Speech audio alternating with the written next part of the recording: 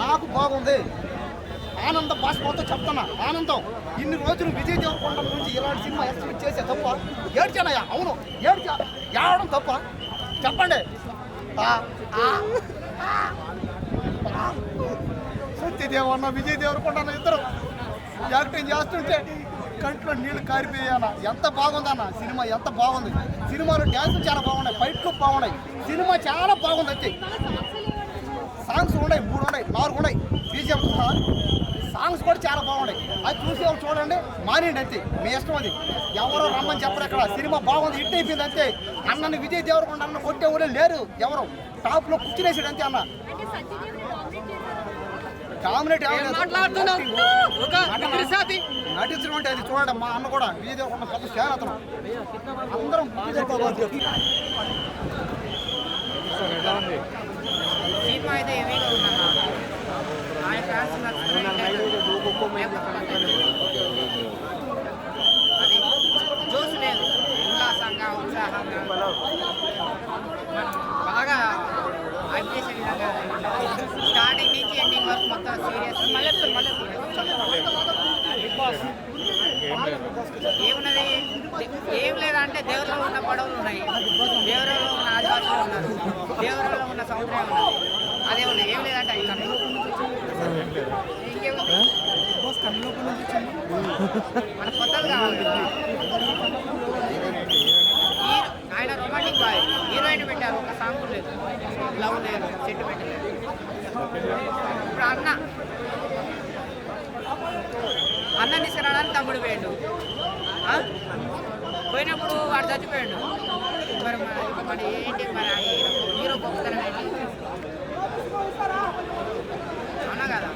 ఇప్పుడు మన తెలుగులో ఏముందంటే,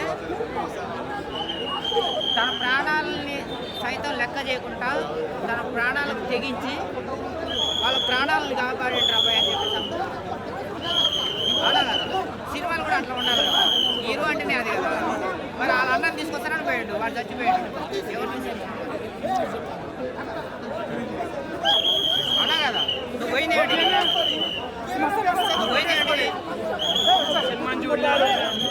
అవునా కదా.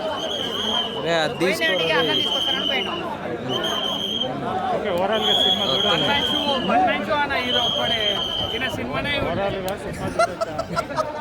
నీకు చూసుకుంటే నేను ఎందుకోదంటా, నేనేమని ఆపుతానికి. పళ్ళు తమ్మకుండా వచ్చేసి పొద్దున సినిమా బాత్రూంలో కూర్చొని ఆడ. నీ డబ్బులు పెట్టి నువ్వు సినిమా చూస్తా, నేను ఎందుకోదంటా. చూడు, మంచి హీరోని తొక్కడం చూస్తుండే. అరే మైక్ పెట్టు అన్న, పెట్టు. చాలా గొప్ప పాయింట్. శ్రీలంక ఇండియా బార్డర్ మధ్య జరిగే ఒక రాజు కోసం వేచి చూసే ప్రజలు కానీ, తల్లి కోసం వెళ్ళే కాన్సెప్ట్స్ ఫస్ట్ ఆఫ్ చాలా క్యూరియాసిటీగా చూపించారు.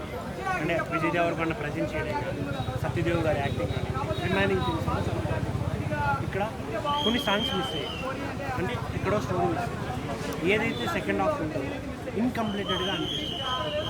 ఇప్పుడు రాజు వచ్చినప్పుడు ప్రజలు లేకపోతే రాజు అవసరం లేదు. సరే, తల్లి కోసం వస్తుంది, అన్నం తీసుకొస్తా, అన్నే లేదు, కావాల్సిన అవసరం ఏంటి? ఇలా కొన్ని ఉన్నాయి. అవి తప్పించి రిమైనింగ్ అంతా బాగా అనిపిస్తుంది. పార్ట్ టూ అనే కాన్సెప్ట్ అంటే అన్న ఒక 2 hours 3 hours స్టోరీ రాదు, దాన్ని 6 hours చేయడానికి మధ్యలో ఏదో కనిపించిందల్లా తీసుకొచ్చి అతికిచ్చేస్తే అది ఇన్కంప్లీటెడ్గానే ఉంది. ప్రతి సినిమాని అంటే బాహుబలి కంప్లీట్గా రాసుకున్న స్టోరీ.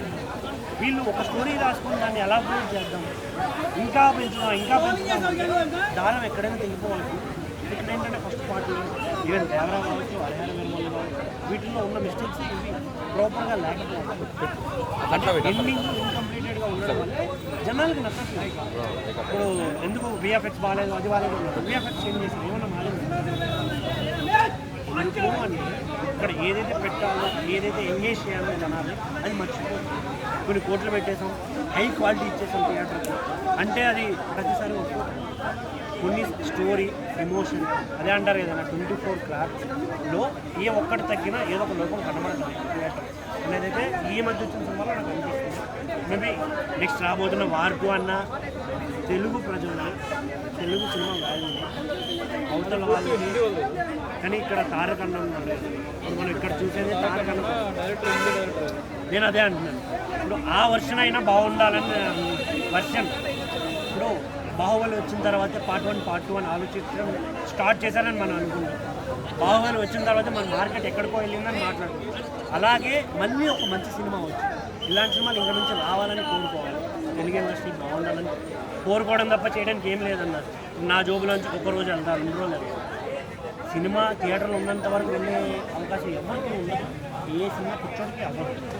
అందులో పర్సనల్ థింగ్స్ ఉంటాయి, డబ్బులు ఉండవు, ఇలా చాలా ఉంటాయి. బట్ ఒక ప్రాపర్ సినిమా వచ్చిందా ఒకసారి చూసే ఆడియన్స్ నల్లగడతో 4 సార్లు సాటిస్ఫాక్షన్. రౌడీ ఫ్యాన్స్ నిజంగా చాలా హ్యాపీగా ఫీల్ అవుతారు. మొన్న పవన్ కళ్యాణ్ గారి ఫ్యాన్స్ హరిహర వీరమల్లి చూసి ఎంతైతే హ్యాపీగా ఫీల్ అయ్యారు. ఆయన ప్రజెన్స్కి, ఆయన యాక్టింగ్ సేమ్ ఇక్కడ కూడా సేమ్. కాకపోతే ఆ ఎండింగ్ అనేది, సెకండ్ హాఫ్ అనేది ప్రాపర్గా ప్లాన్ చేసి తీసుకుంటే బిగ్గెస్ట్ హిట్ డెఫినెట్గా అయ్యేది.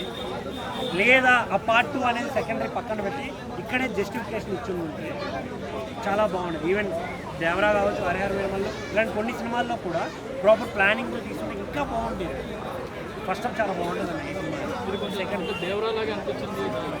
లేదన్న, ఆల్రెడీ నాగవంశీ గారు కూడా చెప్పారు, గౌతమ్ కేజీఎఫ్ని తీస్తే ఎలా ఉంటుంది అనే మోటోలో కనిపిస్తుంది సినిమా అని ముందే చెప్పాను. సో కంపేర్ చేయాల్సిన అవసరం లేదు. వాళ్ళు ఏదనుకున్నారో చూపించారు, బట్ ఎక్కడో చిన్న లోపం అనిపించింది. ఇది పూర్తిగా నా వర్షన్, ఎవరో చెప్పించట్లేదు. మీరు ఈ మధ్య చాలామంది అన్నారు డబ్బులు తీసుకొని చేస్తున్నారు, కావాలని నెగిటివ్ చేస్తున్నారు. ఒక ఆడియన్గా ఏది అనిపిస్తే అది చెప్తారు. మీకు నచ్చిందా చూడండి. లైట్ దాన్ని ఏదో ట్రోల్ చేయాలనో లేకపోతే ఇంకేదో మీరు ఏం చేసినా అవతల వాడి మైండ్ సెట్ మార్చలేరు కదా. బట్ చూసిన విధానం ఒకేలా ఉండదు. మీరు చూసే విధానం మార్చుకోండి, లేదా చూడడం మానేయండి. సినిమా ఎలా బ్లింక్ గుడ్ స్టోరీ. సత్యదేవ్ గారు అయితేనేమి, దాని తర్వాత విజయ్ దేవరకొండ గారు అయితేనేమి, దాని తర్వాత భాగ్యశ్రీ గారు అయితేనేమి, డిఓపి అయితేనే డిఓపి అయితే అబ్బా భయ్యా డిఓపి కెమెరా తిప్పి తిరిగి పడవలు ఉంటాయి, మన పడవలు వెళ్తా ఉంటారు. 1920 శ్రీకాకుళంలో స్టార్ట్ అయిన సినిమా అని ఏదన్నమాట గౌతమ్ తిల్లూరి గారు. అంటే విజయ్